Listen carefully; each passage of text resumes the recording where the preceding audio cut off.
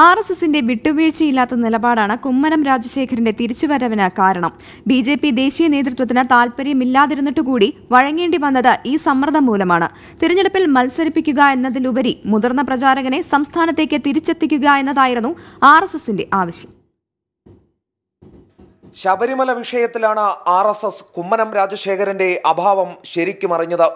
ആ ഘട്ടത്തിൽ കുമ്മനത്തെ തിരികെ എത്തിക്കാനുള്ള നീക്കങ്ങൾ ആരംഭിച്ചു.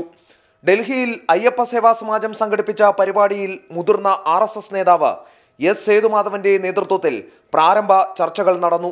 എന്നാൽ BJP സംസ്ഥാന ഘടകത്തിൽ നിന്നും വേണ്ടത്ര പിന്തുണ ലഭിച്ചില്ല. തിരിച്ചെത്തിയാൽ ഏത് പദവിയിൽ ഉൾക്കൊള്ളിക്കും എന്നതായിരുന്നു പ്രശ്നം. ഇതിനിടെയാണ് ലോക്സഭാ തെരഞ്ഞെടുപ്പിന്റെ രൂപത്തിൽ അടുത്ത സാധ്യത തെളിഞ്ഞത്.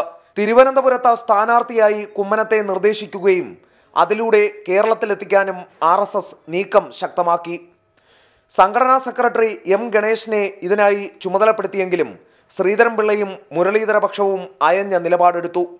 കുമ്മനം തിരിച്ചെത്താതെ തെരഞ്ഞെടുപ്പിൽ സഹകരണം പ്രതീക്ഷിക്കേണ്ടെന്ന് കേരളത്തിലെത്തിയ ദേശീയ സംഘടനാ സെക്രട്ടറി രാംലാലിനെ RSS സംസ്ഥാന നേതൃത്വം ധരിപ്പിച്ചിരുന്നു.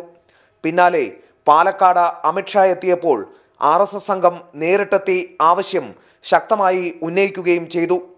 തെരഞ്ഞെടുപ്പ് രാഷ്ട്രീയത്തെക്കാൾ ഉപരി സംഘപരിവാർ നേതൃനിരയിൽ കുമ്മനം വേണമെന്ന ആവശ്യമാണ് നിലവിൽ നടപ്പാക്കപ്പെട്ടത്. S. ശ്രീകാന്ത്, 24, കൊച്ചി.